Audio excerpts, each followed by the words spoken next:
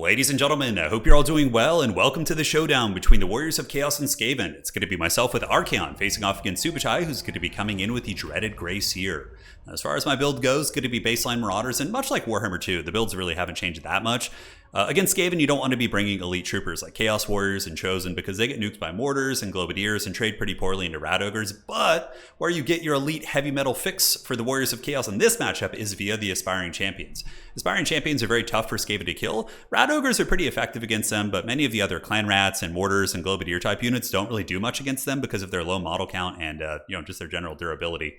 Yeah, Aspiring Champions are great. Same reason they're good against Chaos Dwarfs, right? Chaos Dwarfs like to kill infantry with magma cannons and those type of pieces. So, Aspiring Champs are tough targets. Now, another tech I really like against Skaven, and if I can afford it, I always like to bring two of them, is the Exalted Heroes on foot. Now, you need the Undivided Exalted Hero because he has access to the Doom Totem, which minus 4 leadership might not seem like a lot, but against a low leadership faction like Skaven, it's pretty darn good. So having him in the mix in a fight can be the difference between some Clan Rats breaking and staying and fighting. Marauders, Archaon the Ever-Chosen. Honestly, you can go Sigvald to be a little bit safer in tandem with the Burning Head caster, or you can just be a Chad and bring Archaon the Ever-Chosen with Burning Head and Spirit Leech, both of which are very good. He's a solid fighter too. Slayer of Kings, he can go after, big monsters, characters, whatever, and get the job done. Couple Armored Trolls. I like the Armored Trolls here. Clan Rats don't have a lot of armor piercing. They're durable, they have good stopping power, and if the Skaven come in with any weird contraptions, you at least have a monster that can fight them, so... That's it with more Aspiring Champions. Now for Subutai's build, it's going to be Clan Rats and Skaven Slaves. He does have the double Hellpit Abomination tech, which certainly had me sweating bullets. I was not expecting this. I was expecting like Mortars and Globadiers and different things like that, but yeah, the Hellpits should be pretty good in theory against my Trolls, and very, very tough to take down. 12,000 HP, and the healing ability they have when they're on death's bed is crazy good. We have a Warlock Engineer with Flensing Rune, and we do also have the Chieftain for the Power Grab combo, which you still can do even after the patch. But the thing about doing Power Grab is, yes, your army gets the leadership, but now he doesn't get access to a Lord character. So he's going to be down a Lord. So no Scroll, no Ikit Claw, unless you just want them sitting in your reserves or whatever, right? So here we see ye old Skaven Slaves going to be forming ranks, getting ready to do battle with the Warriors of Chaos. And I thought about attacking into him here, but I was like, let's just wait for the objectives to open and, get a little bit of a advantageous situation as it pertains to the objectives before we move in and fight. So we'll do a little bit of fast forwarding. We have a bit of a standoff here. Archaon just kind of exploring his options, and we do see the Hellpits moving in, and just kind of having a bit of a stare down. Nobody fighting too heavily. Sent some Aspiring Champions up here. I figured there wouldn't really be anything on the Skaven roster that could isolate them and kill them quickly. So Aspiring Champs just going to be holding that objective, and I do have a couple Slaanesh Hellstriders with the Hellscourges in reserve, so they're really good for responding to those type of objectives and things like that on the back point. So Archie just kind of looking for something, but he would lose the two Hellpit Abominations, especially with the Warlock Engineer and Flensing Rune. Flensing Rune still does a shitload of damage, even after some of the changes. So we just take some easy fights, basically. We send Marauders into Clan Rats, which should favor the old Marauders, but not by a whole lot, but it should. Aspiring Champions going to be piling in to fight the Skaven Slaves, and now we see the Hellpit Abominations going pretty bananas in the backfield. But Archaon pops the Slayer of Kings, 870 weapon strength. Really wishing I had Flaming Sword of Ruin in this moment, but even still, Archie is able to get at least, I think, one hit into the Hellpit Abomination. Yeah, and he gets a second hit right there. Hellpit Abomination gets chunked a massive amount of HP. And we did call him the Severed Claw. Severed Claw are really good in this matchup because the normal counter against these Severed Claw type units would be Rat Ogres, right? Against Aspiring Champs, but these things have halberds. But that was a beautiful cast by Subutai. He lured me in, got a big cast right there. Severed Claw got nuked. Archaon got nuked. Trolls, Marauders basically hit like half my army right there. But the Severed Claw should be able to kind of weather the storm of that one. But man, Flensing Rune lasts so long. That's insane. Oh my goodness, it's forever. We get a couple Horsemen out, seeing Hellpit Abominations causing havoc in the battlefield. We, of course, need our beloved Horsemen to put a little bit of pressure on them. And here I saw Globadiers being called up from reserve, so I pull back my Marauders, my Trolls, a little bit further away from his position here. But the Globadiers are certainly hurting. Granted, Aspiring Champions don't really care, and honestly, there is some friendly fire damage being done to the Skaven Slaves, so we'll call it a bit of a win for now. Burning Head going in, beautiful Burning Head, just roast through multiple Skaven units, huge leadership route. The Doom Totem, and Archaon himself does cause terror when you bring the Crown. Although I get a little bit crunk with Archaon. I tried to chase down the Hellpit Abomination and lost focus of my micro. I overextended, and Archaon gets beaten down pretty badly by the two Hellpit Abominations and Rat Ogre, so we are going to be forced to run right here. So now we are going to be doing some back pressure. One of my marks was used for some Slaaneshi Marauders, so we have Marauders of Slaanesh with the Hellscourges. Pretty solid here, physical resist, good melee defense, good clearing power, so I'm hoping they'll be able to kind of wrestle the objectives from some of the filthy rodents.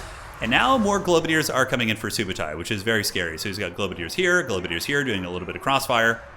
So in response to this, In response, I'll counterspell. Force of Will. We call in some Chaos Warhounds, and they're going to be looping around the side, looking to collapse on these Poison Wing Globes. while the other aspiring champions who just finished off clearing out some clan rats are just going to be absolute linebackers and move in to chase the other globadiers. So with both globadiers being shut down, that's really going to be quite nice for us in this infantry grind. Now looking at the value, it's pretty even.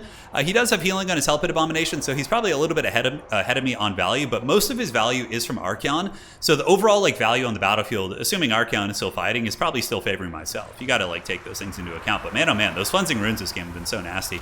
Another Flensing Rune comes down, nails my Marauders, hits my Trolls again. Severed Claw getting pounded by that.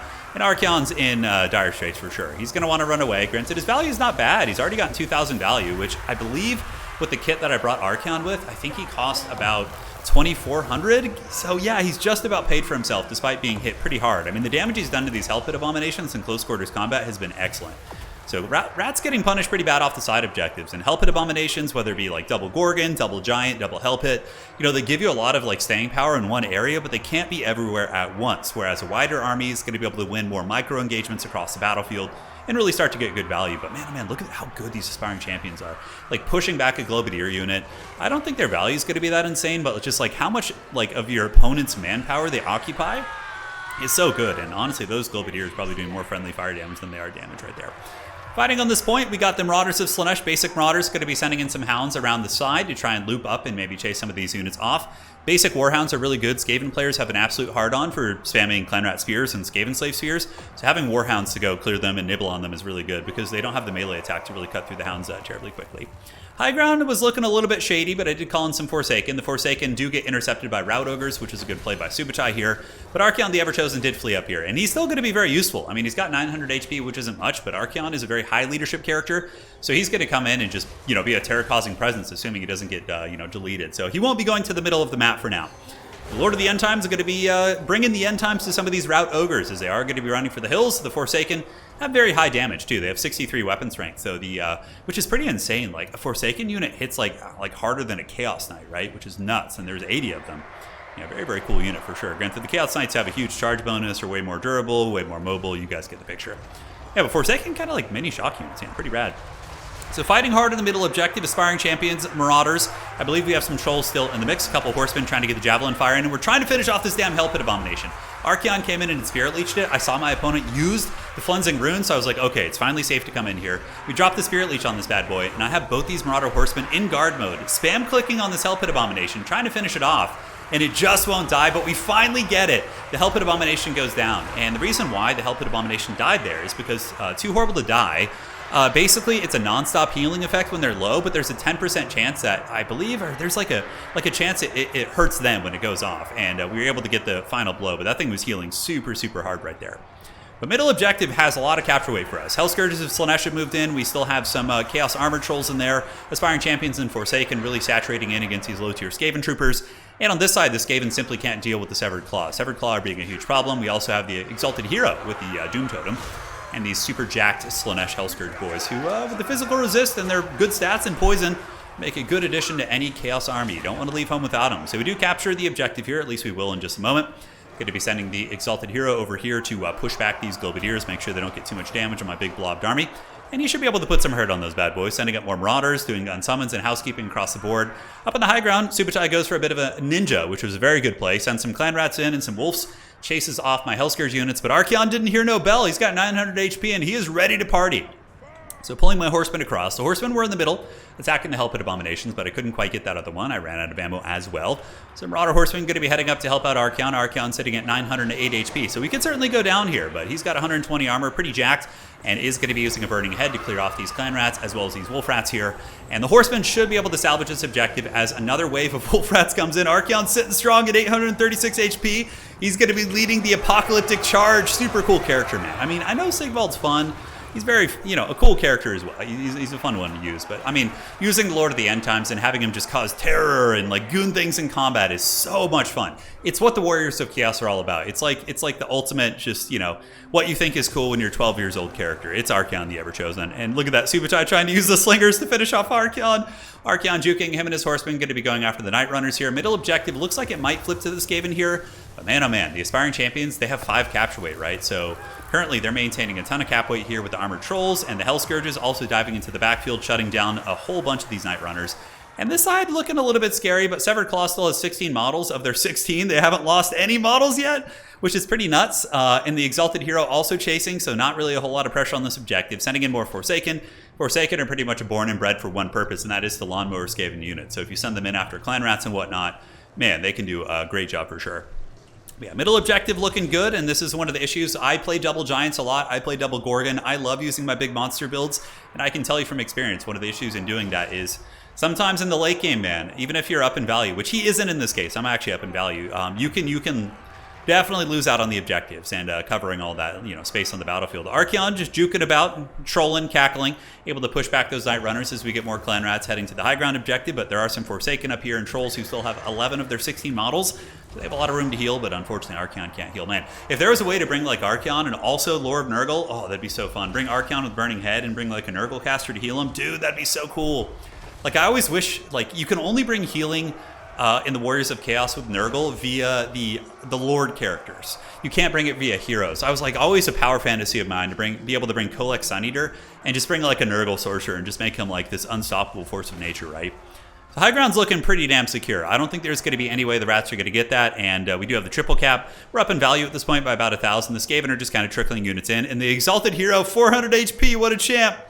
A couple Hound units coming out. Chaos Warhounds don't want to leave home without them either. Very, very solid piece, but that is pretty much going to be GG well played. We get a couple of Horsemen onto the middle objective, as well as some more Marauders, and the Skaven Blob is doing good. The Warlock Engineer doing crazy work, and something a lot of people forget about the Warlock Engineers is they have a Mortis Engine. So he's been Mortis Engineering my Blob, and is up to 3,300 value between that and the Flensing Runes, which is just absolute lunacy. So Skaven do get the middle objective. Might even be able to wrestle this one if they had a little bit more time, but probably not with the Forsaken. And that's going to be GG well played. So good scrap by Subuchai. That was a really, really fun match. I honestly thought I was dead when Archaon got kind of plowed like that.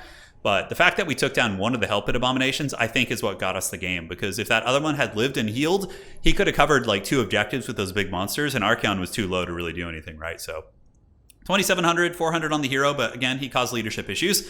Marauders did good. Aspiring Champions are just awesome. Severed Claw, huge MVP, sitting at only 800 value. But yeah, we didn't get a ton of value. It was mostly just clearing Clan Rats, but yeah, they held and had really good staying power, which was quite a bit of fun. So GG well played to Subuchai. Hopefully you guys enjoyed that one. 3,300 value. That one Warlock Engineer basically carried the game for him. Absolutely nuts. And the Hell Pits didn't do terribly, all things considered. But Globadiers, yeah, still great. They paid for themselves, did good. They were pretty disruptive until I shut them down. If they had kept going, I probably would have lost that game. So hopefully you guys enjoyed that. See you next time. Take care of yourselves. Well played to Subuchai. And that's it for today.